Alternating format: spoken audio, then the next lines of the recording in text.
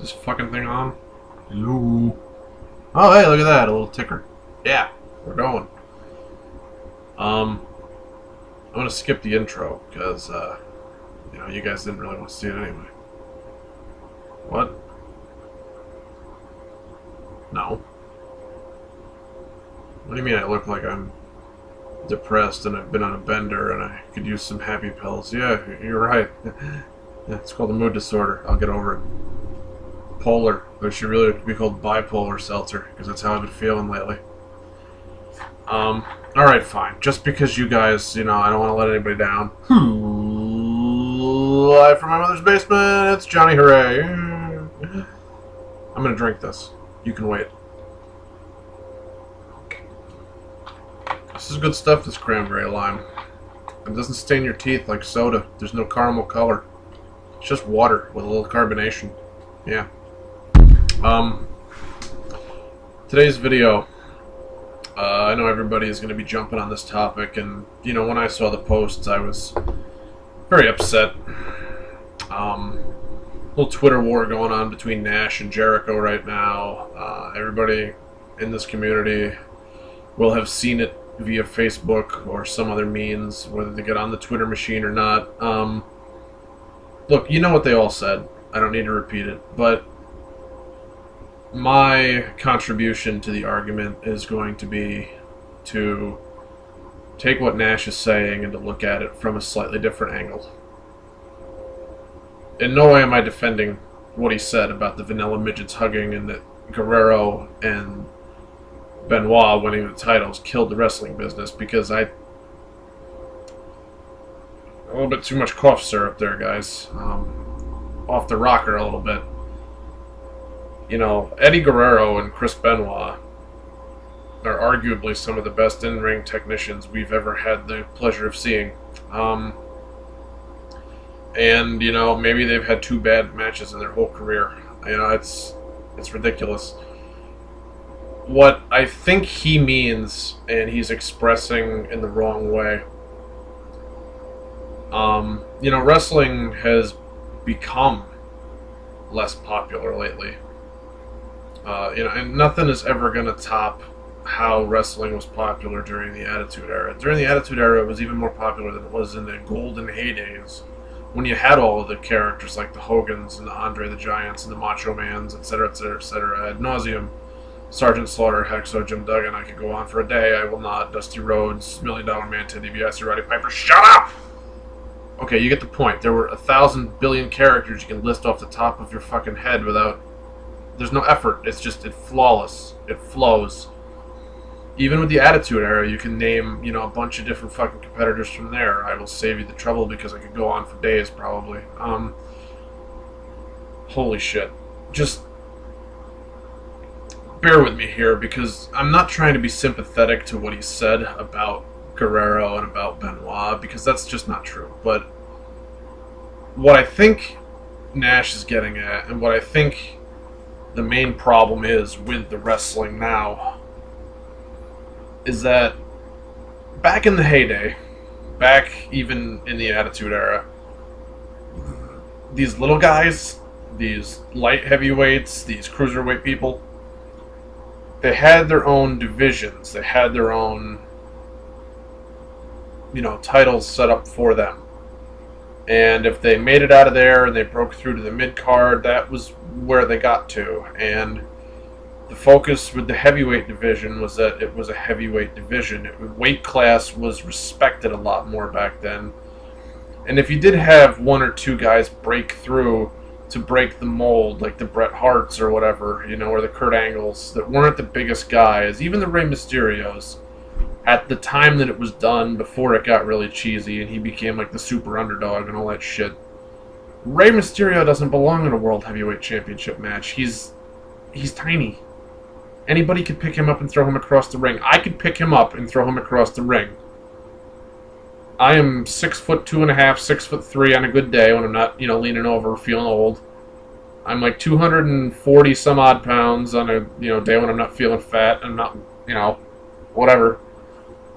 I mean, if Ray is billed at 180, I could pick him up over my head. I have that much strength, and I hardly work out. I could throw him around like a doll. I think what Nash is trying to say, and I mean no disrespect at all to Rey Mysterio or to these little guys that can fly around. They work their ass off, but the point of it is you have to respect weight classes in wrestling. And I've been watching videos on YouTube and in the wrestling community for a long time. It doesn't matter who you watch. You go back even 2-3 years, go back to guys like PS Power. I don't know if you guys even know who this guy is, but I'm subscribed to him, and he hasn't come out with videos for a while, but he was talking about guys like CM Punk, and you know, he looks like an average dude just walking down the street, like in your hometown, like some guy that thought he was hot shit in high school, that once he got out into the real world, you know, some college jock that actually worked out went and beat his ass and, you know, made him wake up. And, you know, CM Punk is a great athlete, and he's got all the accolades it takes to be a champion. But he's been a champion for we're going on a year. I mean, it's probably going to be a year by the time he finally drops the title. And what I think Nash is frustrated with is that it seems like just anybody can jump into a pro wrestling ring with the way that they're billing the champions nowadays. And I mean, absolutely no disrespect to Austin Aries, because at least his build and his rocket ship thing to the moon, you could believe it. You could buy into it. And I don't think he's going to carry the title for 3 years. I think they're going to put it on a bigger guy. They're going to put it on somebody else. And it's going to be... TNA is more focused on the competition aspect of it rather than making these people feel like they're larger than life. Like, Austin Aries feels like he's just a dude that worked his ass off and deserves it and got the chance and capitalized on it. That's how it feels to me. I don't think Austin Aries winning the TNA title killed wrestling business. I don't think that it was part of some fad. I think that it was what was hot in TNA at the moment. I don't think that they were working off of WWE. I don't think that Daniel Bryan and or CM Punk being champion, you know, while it might have influenced it in the infancy of the idea, I think that Austin Aries speaks for himself. I think that he carries his own workload, and I think that he's worth his own weight in gold for that company. And to put the heavyweight title on him was a good idea. It just worked, and it made that X Division title seem all that much richer a prize, and it just helped that company out to do so. What Nash is saying is that you don't have the characters, the bigger-than-life presences from back in the day. Even when he was doing his Click thing and he was feuding with Shawn Michaels was a guy that, although he was, you know, smaller in stature than most other guys, he did it. He became heavyweight champion. He had the charisma to back it up, and he would super kick anybody else in the teeth that thought otherwise. He was a hell of a competitor, but he earned his fucking spot. He worked for years and years and years, you know, in a tag team, and then worked his way up through the mid-card division and all that, you know, and he had ladder matches and all sorts of shit. Worked with Scott Hall, who was a big fucking guy. You know, he was always teamed with Nash, and Nash was about 7 feet, and that made Scott Hall look a little bit shorter, but Hall must have been 6'6" or 6'7". I mean, honest to God, he was as tall as Hogan. I swear. He might not have been as jacked as Hogan was at Hogan's prime, but Scott Hall was a big motherfucking dude. If you ever see him in the AWA before he had the bleach blonde Florida Gator Hunter type gimmick, holy shit. I mean, like, roid at the ass. He must have been 300 some odd pounds too. He was gigantic. He must have been 290. I mean, like, legit. And that's what we're missing, these large, bestial people. I mean, now that Undertaker and Kane and Big Show and Mark Henry are essentially going to leave, you know, oh great, we have Crowley. Who gives a shit? Nobody. Andre the Giant died well before his time. Should have ended. You know, we had King Mabel. Oh wow. Yeah. You know, but we don't legitimately have big guys anymore. You know, like the Bam Bam Bigelow's, the Beast from the East. See you later. He's gone. You know, left us too soon. These agile big men like Earthquake, gone. Tugboat, gone. What can you really say other than Nash kind of has a point? Wrestling feels less special because the characters are gone, and the big dudes that were the draw, or at least, you know, the whole David versus Goliath thing gets old after a while. They did it with Rey Mysterio with other people to death. They did it with Rey Mysterio and Kane. They did it with Rey Mysterio and Big Show. They did it with Rey Mysterio and Nash. Fuck, they did it in WCW before they ever brought him over to WWE and did it there. They did it with Rey Mysterio and Batista. I mean, like, fuck. WWE has felt less impressive, and I think a lot of it is due in part to who they have on the roster and who they push. Tell me legitimately that a 6'4", 240-pound Randy Orton is going to go up against Big Show and legitimately knock him back into the corner with clotheslines like he did on Raw? No, that's not going to happen. Big Show's going to hold his fucking hand out around Orton's neck and throw him, and that's what's going to happen. You know, tell me Orton was, maybe 350 pounds and, closer to 7 feet. Then I don't think it would have been as big of a mismatch. But Orton's not a super heavyweight. He shouldn't be booked like one. He shouldn't be booked to take down guys like the Big Show like he does all the time. What the fuck was it, that RKO at the end of the thing? It was a double count out. Yeah, you want to make both of them look, appear like there's no... One could win over the other any given day of the week. Okay, I get it. You're protecting Orton's main event credibility. You're protecting Big Show's main event credibility. But fuck all, man. Like, you have to respect the weight classes in professional wrestling. And I know that, back in 2003 and 2004 and even, in the Attitude Era, the weight classes... they didn't matter as much because people had the technical skill to get it done and you could jump in there, Sting, to me, was never the biggest guy in the ring, but his character, he could get it done. And he could legitimately body slam fucking Big Show. Regardless of if he was 6'2" or however, 6'1" or whatever the hell tall he is. He was a bodybuilder. He was jacked. Alright? You look at guys now that are big, you look at the fucking Alex Rileys right now, alright? This dude's legitimately tall, and he's legitimately built. Is he a Mason Ryan? No. I mean, we can't all be steroid factory looking like people, but, who they choose to push is who they choose to push. The fact that CM Punk and Daniel Bryan are out there on a consistent basis, I liken that to when Guerrero and Benoit won the titles, at WrestleMania 20. And although that didn't kill the wrestling business, I think what Nash is saying is that it made, it kind of busted that fourth wall down. It said that, well, if he's only 5'9" and 220 or whatever pounds, shit, I could go do that. And it makes it less special. When your guy is a legitimate 6'7", 300-pounder, there's not so many of them to go around. But even look at Bobby Roode in TNA. Like, the last time he fucking weighed in, he was only 220. I mean, jack me up another 20 pounds, we might be able to talk, but from where he is right now, he's still a light heavyweight. Granted, he was the longest reigning TNA champion, but he's not a gigantic guy. I mean, I loved his run, don't get me wrong, but, I mean,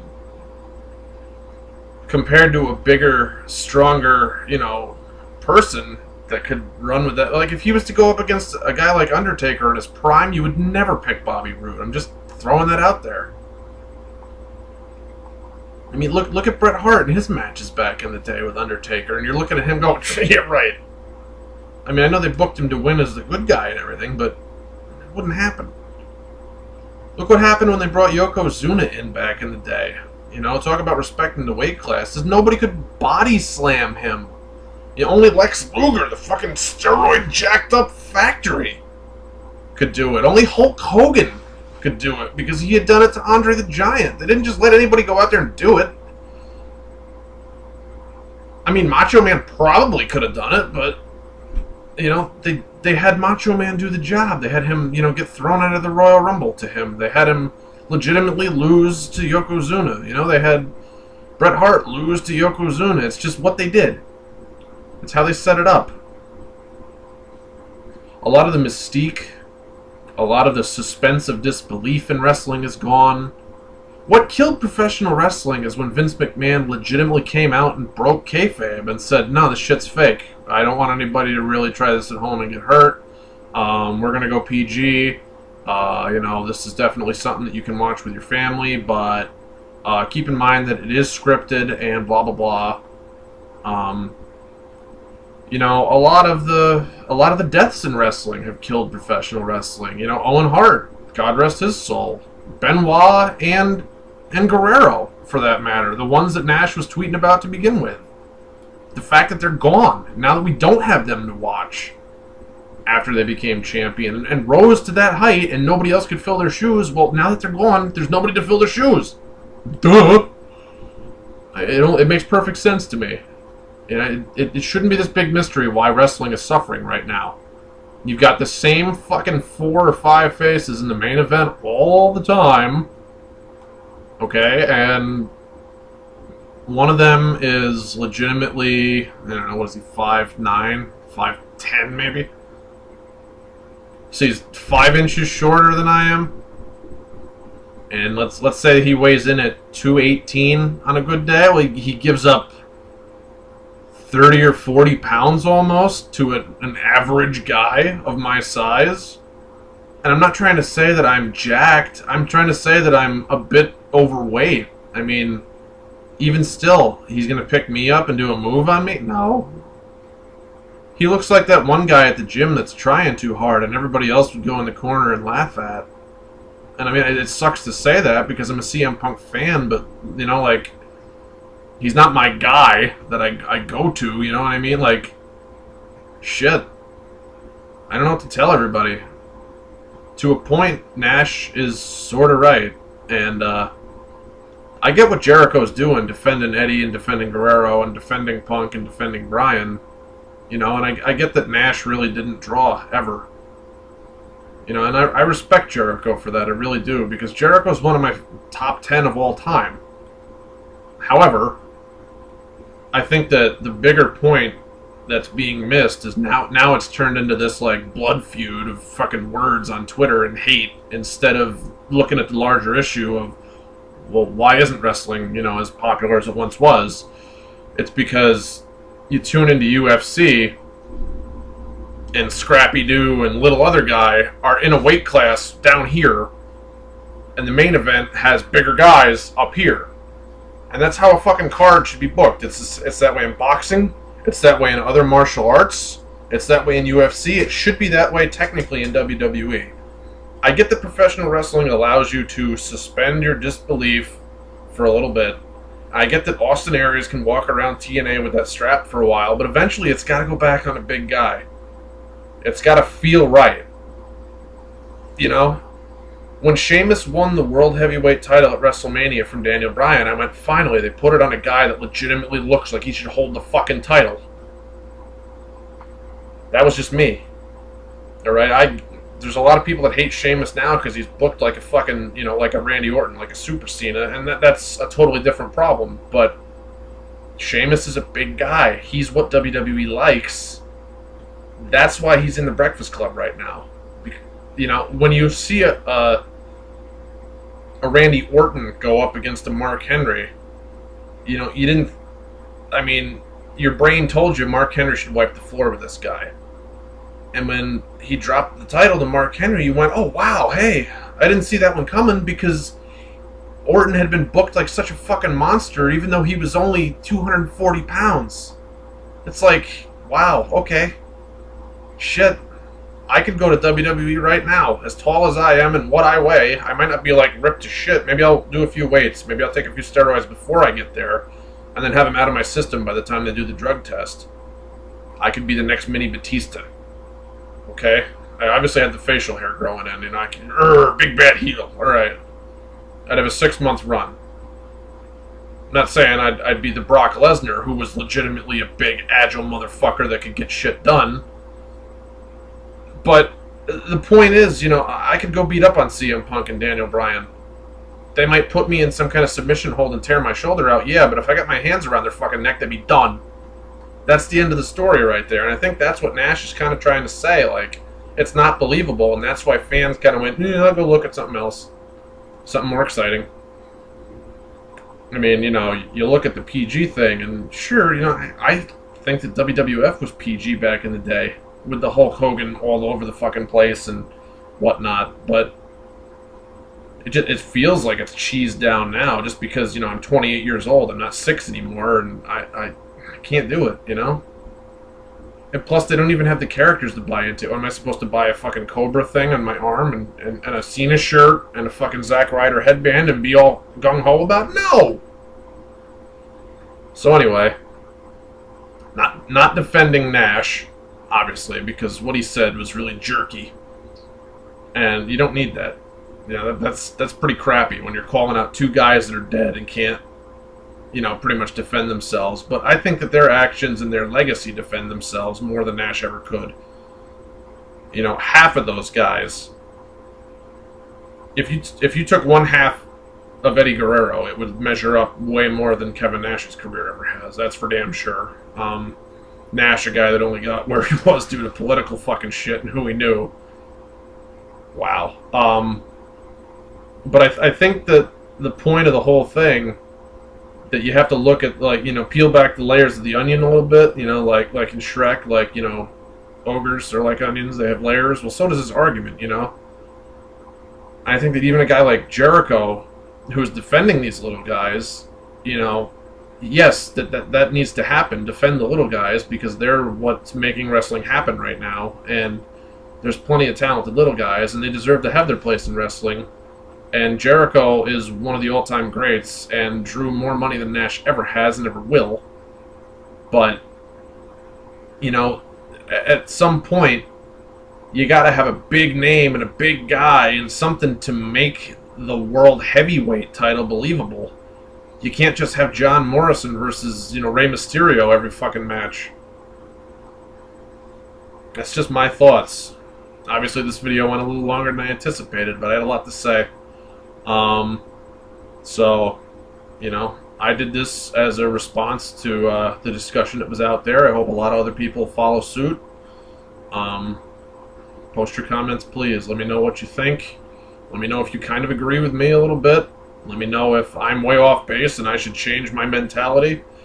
I'm not saying that Daniel Bryan and CM Punk can't get it done. I'm not calling them bad wrestlers. I'm not saying that they can't draw on their own. I'm just saying that the reason that wrestling is kind of in the toilet right now is because people look at that, and they don't look at the work rate of these guys or their athletic ability. They just look at their size and they automatically cast it off and say, fuck this, I'm going to go somewhere else and watch something more exciting. I don't want to see a bunch of 5'8" people jump around in a ring together. I can see that out in my backyard with my two sons growing up at 16 and 14. They legitimately want to see a fight. They want to see two big guys get in there and fucking wreck house. That's what I grew up on with professional wrestling, was, the Hogans and the Ultimate Warriors. I get that, it's 2012 now, and not everything is going to be like it was back in the 70s and the 80s and even the early 90s, but, some things, if it's not broke, you shouldn't try to go fixing it, and maybe we need to go back to that a little bit. I wouldn't want to see Great Khali have another World Heavyweight title reign, but, there are bigger people with muscles, like people like Ezekiel Jackson's, for instance, that, they had an Intercontinental title reign for like a day, and then nobody cared. But when you bring Wade Barrett back, he's legitimately a bigger guy. What are you going to do with him? Push him to the side so that Orton can still remain champion? Fuck that. I want to see Sheamus and Wade Barrett go at it. The time has come. Just do it. I'm John. I live in my mother's basement, and that's what I think.